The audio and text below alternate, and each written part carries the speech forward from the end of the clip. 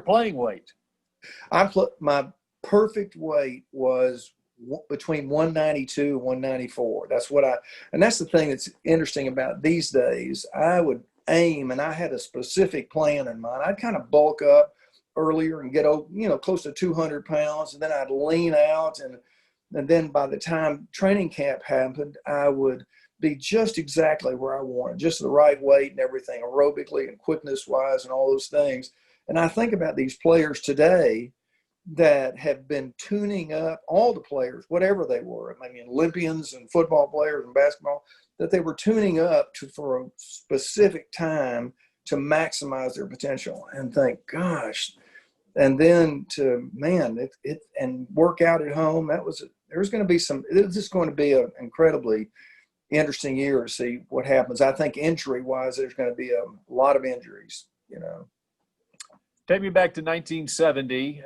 You were undrafted out of Ouachita Baptist, a fellow rookie, Charlie Waters, who was a former quarterback at Clemson. Yeah. You forged a pretty good relationship over the years, didn't you? Yeah, we did. We were yin and yang, I mean, he would think one way and I would think another. He's an artist and I'm more of an engineer, so we made a good blend. He had hair, I didn't, so we worked together so well. We read each other's minds and made each other better players. And that's what you're supposed to do in life and in football, is help each other become better. And we sure did. He's a good friend, and he took all the punishment. So I'm grateful for that. And he's going to be presenting you the Hall of Fame? Yes, he is. And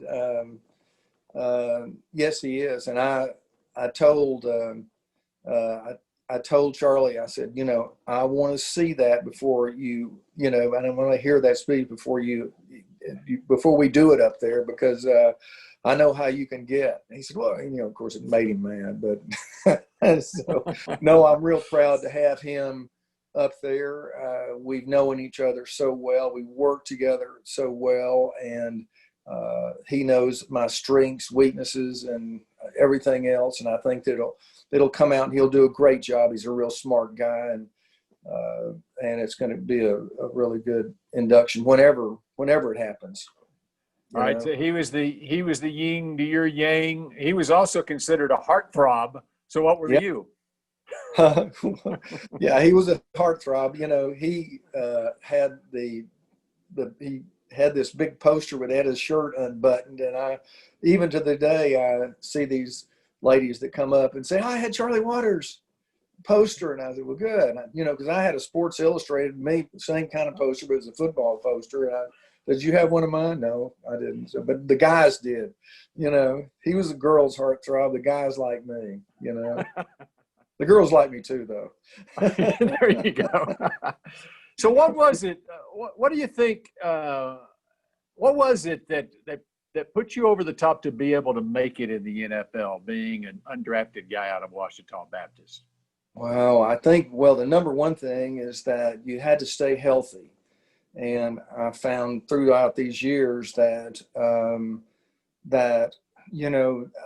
my system is durable, because there were a lot of really good players I was up against. My gosh, we had 120 rookies in camp that year, and probably 25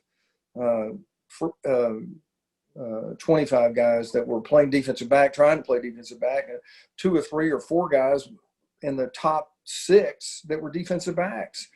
But I think that one thing that helped me more besides was the Landry system. The Landry system, I got it. I understood. That was at a time that you had, defenses were either cover 1 or cover 2, a zone or a man-to-man, or, we had like 30 defenses, and I loved it because it gave you the opportunity to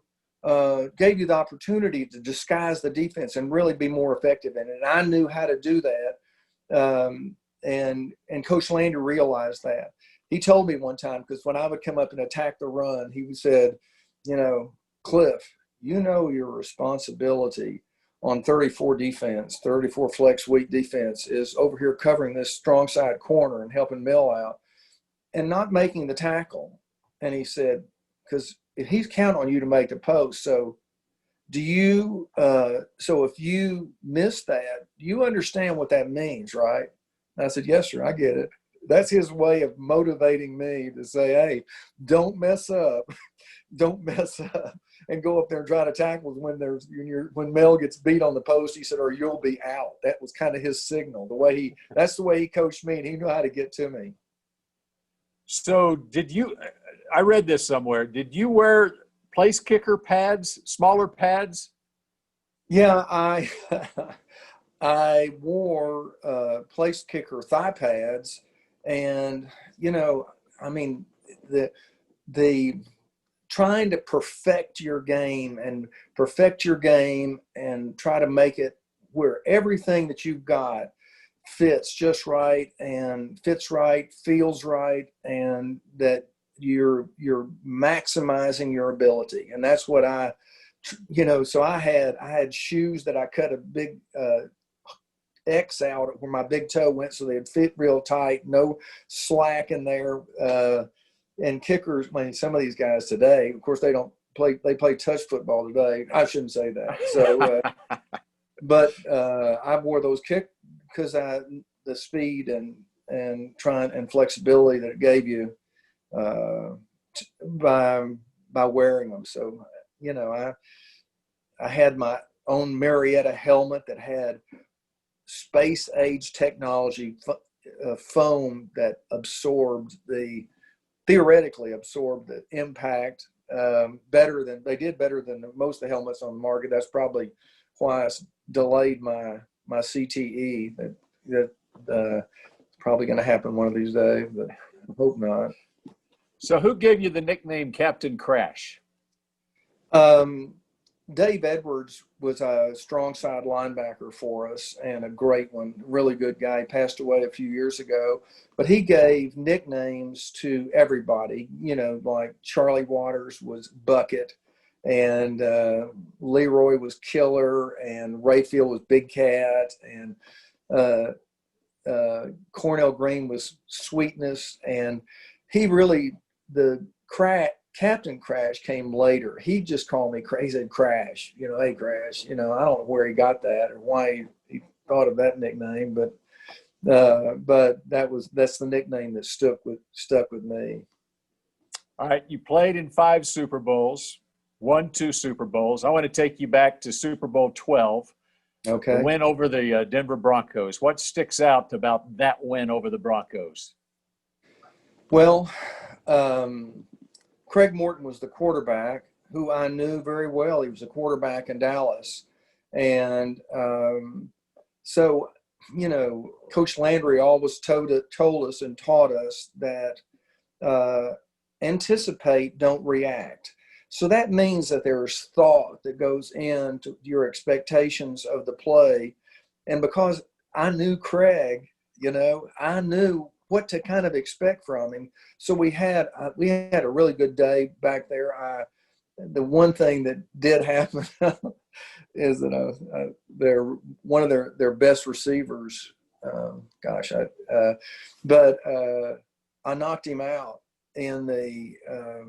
knocked him out of the game in the third or fourth quarter. But at the same time, it's buzzed me a little bit too. So I was a little fuzzy in the fourth quarter, and the media came to me afterwards and we won, and they said, Cliff, what happened in the second quarter? I was going, gosh, I don't know. So they went on to the next guy to interview. So, but it was a great game. Charlie Waters and I, it was in New Orleans. We stayed outside of the town, outside of New Orleans, and Charlie Waters and I decided one night to go into New Orleans. We had a curfew, but we were going to just go out there and check it out. And we went in, down on Bourbon Street or somewhere, and went into one of the bars, and oh my gosh, there was orange and blue, and there were people getting in fights, and they were on the streets, and they were getting beat up. There was things going on. I said, hey, I think it's time we went back. We don't want them, because we were just normal looking guys. We weren't like Ed Jones or somebody, but we were just, we were incognito. Thank goodness. But we got out of there. We said, yeah, I think that's a good idea.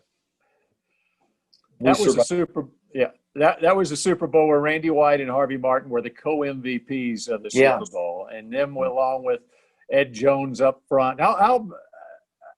How important was that defensive line to the success of the Doomsday defense of that era?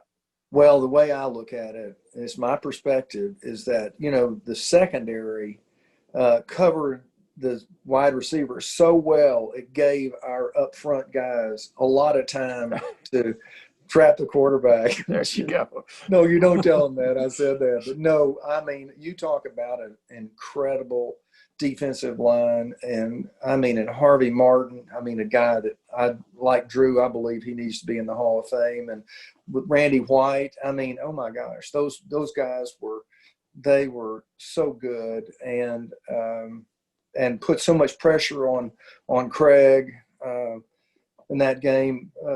Just really made a real difference in the. And thank goodness I had him, and I had a great defensive line throughout my career. I started with the Doomsday, the original Doomsday. I was the only rookie on that Doomsday, made the starting lineup my rookie year, and the only rookie on that lineup with a completely different set of defensive linemen and linebackers than the group that came in that Super Bowl 10 or 10 year. They came in 75. Right. So when you look back at what was NFL all-decade career in the 70s, what's your most special memory of those times? Well, it's there's so many great moments, but going to the Super Bowl, obviously the first time, or really winning the Super Bowl the first time in Miami was just an incredible experience. But I really think that in my career, the thing that I remember most, it just sticks out in my head, was when we came back from training camp from Thousand Oaks, and Coach Landry was had the whole team in there, and he announced the starting lineup of the Cowboys, and he announced me as the starting free safety. And all of a sudden it all, just clarified and solidified in my head. Wow. My goal was to make the team. My other goal was to make the starting lineup, but you can't make the starting lineup without making the team. Mm-hmm. So I did them both in that one. And that was one of those moments that, it really went through me that I'd accomplished, a whole lot by coming from where I came from, and then making that starting lineup, making the team, and then making the starting lineup. So that was one of my most memorable. And then you have your goals of trying to be all pro and Pro Bowls and those things, and I did that a few times.